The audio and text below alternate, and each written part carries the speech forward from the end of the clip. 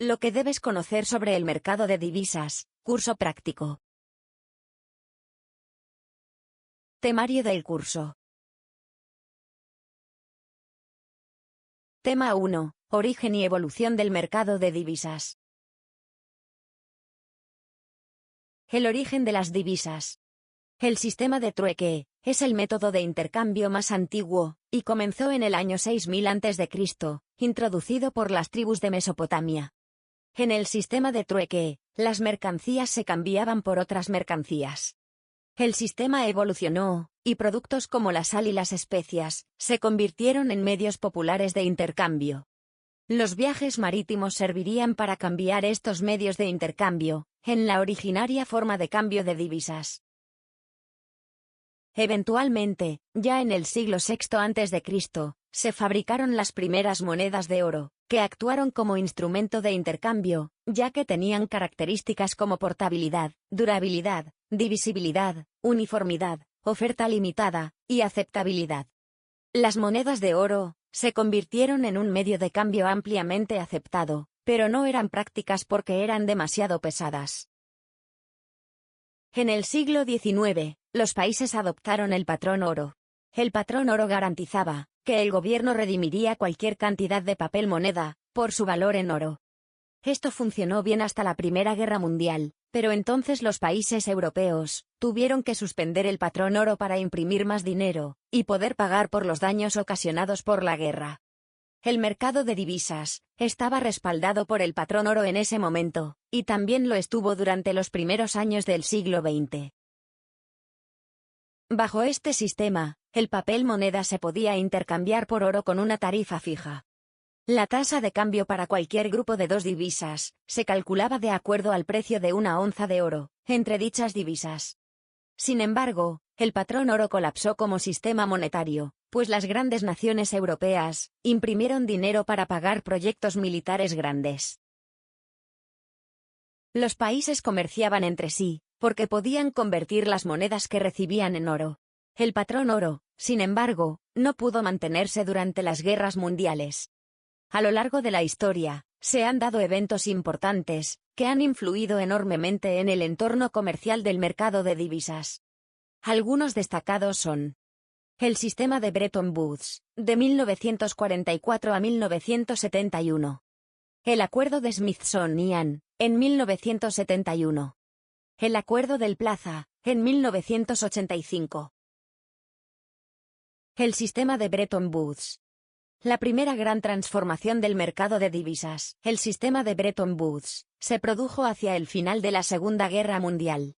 Los miembros de los aliados, Estados Unidos, Gran Bretaña y Francia, se reunieron en 1944 en Bretton Woods, New Hampshire, en los Estados Unidos, y acordaron fijar tasas de cambio, con el dólar USA, sustituyendo al oro, como divisa de reserva primaria.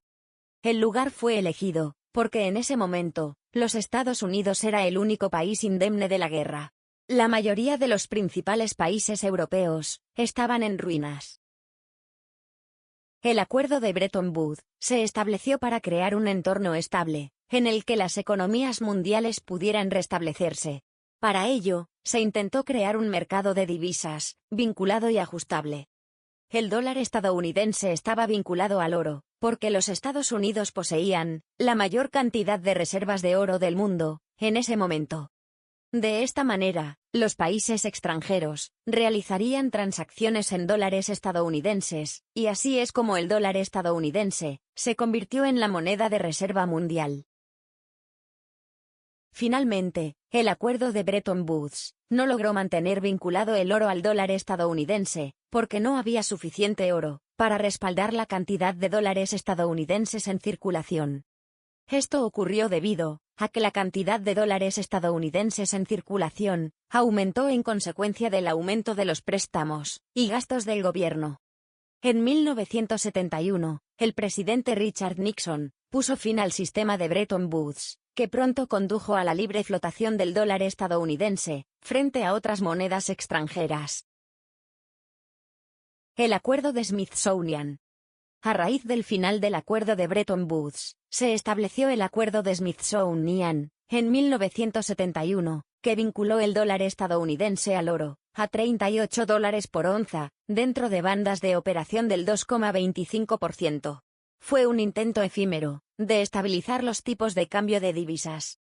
Los Estados Unidos, que durante mucho tiempo, habían vinculado el dólar estadounidense al oro, acordaron aumentar el precio de este último, y permitir que otras monedas fluctuaran en relación con el dólar. El objetivo era crear un sistema monetario internacional más estable, pero el acuerdo colapsó solo unos meses después, cuando el dólar estadounidense comenzó a perder valor. El acuerdo fallido fue un factor importante en la creación del moderno sistema de tipo de cambio flotante. A pesar de su fracaso final, el acuerdo de Smithsonian sigue siendo un momento importante en la historia de la economía. El comienzo del sistema de flotación libre. Después del acuerdo Smithsonian en diciembre de 1971, que era similar al de Bretton Woods, pero permitía una mayor banda de fluctuación para las monedas, Estados Unidos vinculó al dólar con el oro, en $38 la onza, y como consecuencia, se depreció el dólar.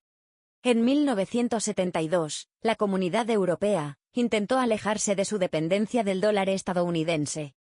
El European Joint Float, sistema flotante europeo, fue entonces establecido por Alemania Federal, Francia, Italia, los Países Bajos, Bélgica y Luxemburgo.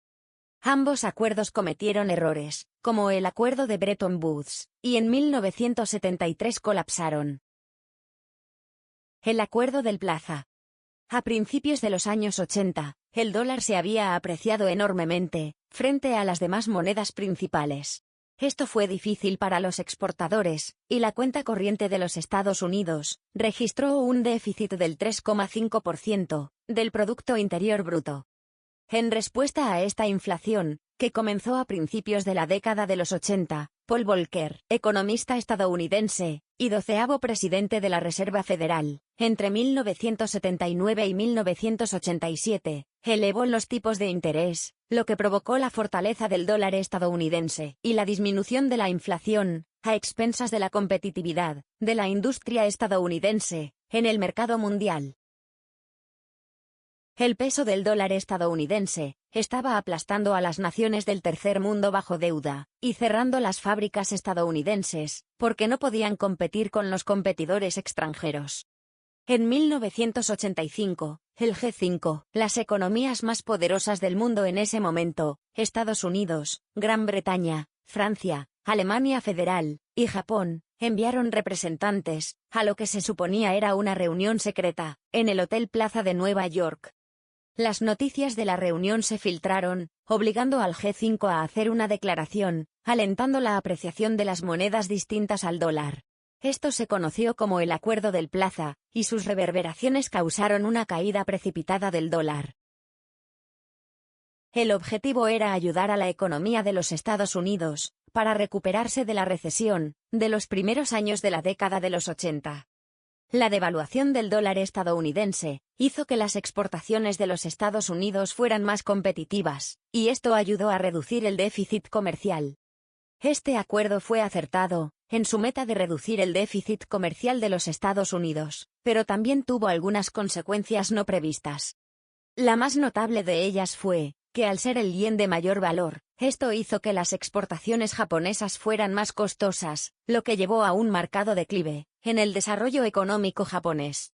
El Acuerdo del Plaza es un recordatorio de que hasta los acuerdos bien intencionados pueden tener consecuencias inesperadas.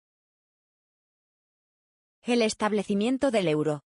Después de la Segunda Guerra Mundial, Europa forjó muchos tratados, diseñados para acercar a los países de la región, hasta llegar al Tratado de 1992, conocido como el Tratado de Maastricht, que lleva el nombre de la ciudad holandesa, donde se celebró la conferencia.